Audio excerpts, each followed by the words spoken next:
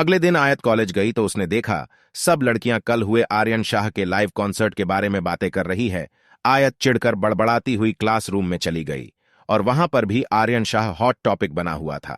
इस आयत घर आई तो देखा जिया उसके भाई की मंगेतर घर आई हुई है और अब अदा और जिया भी दोनों आर्यन शाह के कॉन्सर्ट के बारे में बात कर रही थी और आयत बुरी तरह झंड हो गई।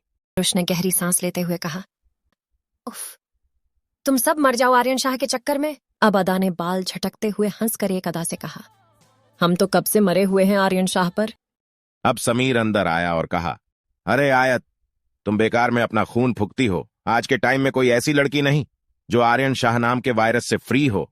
अब अबीर भी समीर के साथ अंदर आया और कहा, लेकिन इस मामले में मैं बहुत लकी हूं क्योंकि मेरी मंगेतर आयत इस आर्यन शाह नाम के वायरस से फ्री है। ये अबीर है, आयत बख्शी की बुआ का बेटा, और बचपन में ही आयत और अबीर की सगाई कर दी गई थी।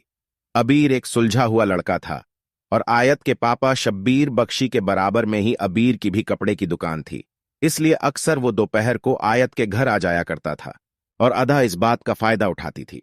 वो अबीर के सामने आयत की खूब इंसल्ट करती थी जिसे आयत आर्यन शाह की करती थी, और इस बार भी अदा ने आयत को फंसा दिया था ये कहकर के, अबीर भाई आज खाना खाकर जाना क्योंकि आयत ने आज आपके लिए फीस करी बनाई है। और आयत उछल पड़ी अदा की इस चाल पर क्योंकि सबको पता था आयत को फिश के नाम से भी उल्टी आती थी, लेकिन अबीर को फिश बहुत पसंद थी, इसलिए आयत को रोते हुए फिश बनानी पड़ी।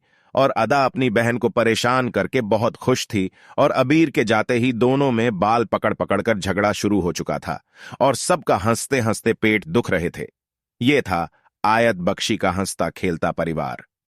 अगले एपिसोड में हम जानेंगे आर्यन शाह और उसकी फैमिली के बारे। तब तक हमारे साथ बने रहिए। ये हमारी कहानी कैसी लगी प्लीज कमेंट बॉक्स में जरूर बताएं, और अगर आप इस खूबसूरत रोमांटिक नॉवेल को कंटिन्यू रखना चाहते हैं तो प्लीज हमारे चैनल को लाइक करें, सब्सक्राइब करें और घंटे का बटन दबाना ना भूलें। Thank you.